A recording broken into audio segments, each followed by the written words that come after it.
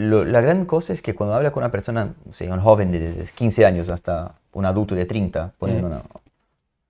o 40, me parece que cuando lo preguntas de conocimiento, sabiduría, siempre viene en mi mente el discurso de Benedicto XVI, el Papa, que había dicho de la dictadura del relativismo. El relativismo, sí.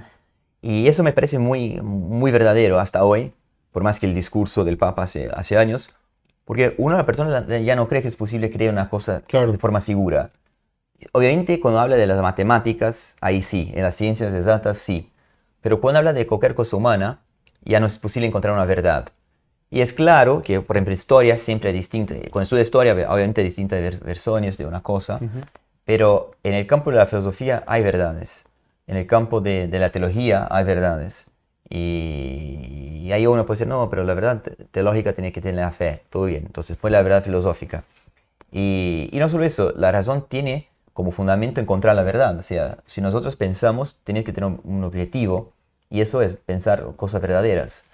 Y ahí, cuando empieza una discusión con cualquier tema ético, y pueden ser temas éticos muy simples como el adulterio o homicidio, que son para 99% de la población un problema moral. O sea, cuando pregunta a una mujer o a un hombre de forma abstracta si es favorable al adulterio, todo es ser no, no soy favorable al adulterio.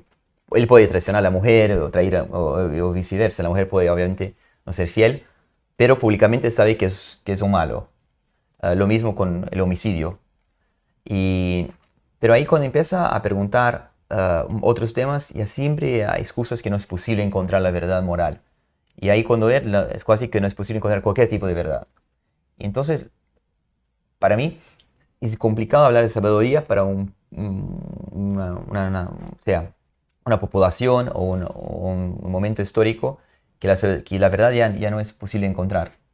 Entonces, no sé, es un problema previo intentar mostrar a la persona que es posible encontrar la verdad, y la verdad es una cuestión que la persona busca en el día a día. Porque todos trabajan con verdades en la vida. ujú. Es imposible despertar por la mañana y no creer la verdad. Mi objeción con eso que estás diciendo es que el término verdad, ¿sí? Es el término sabiduría, como se usa poco, entonces la sabiduría no está tan prostituida como verdad. ¿Verdad? Mm. Sí. Ese es el De punto. acuerdo, de Entonces, acuerdo. precisamente porque necesito explicar sabiduría, por eso Entrar puedo entrar allí. mejor. Pero también es cierto lo de la verdad. De hecho, nosotros teníamos en un grupo universitario hace unos años cuando empezamos, hicimos el programa Humanidades en la universidad, solíamos hacer esta broma.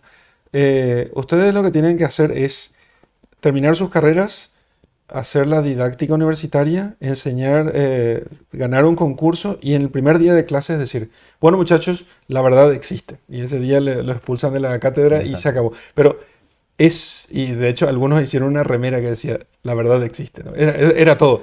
Sí. Porque era un tema fuerte, ¿no? Pero igual después algunos salen, no, ¿y qué es la verdad? Si la verdad es conocible, si, etcétera, ¿no?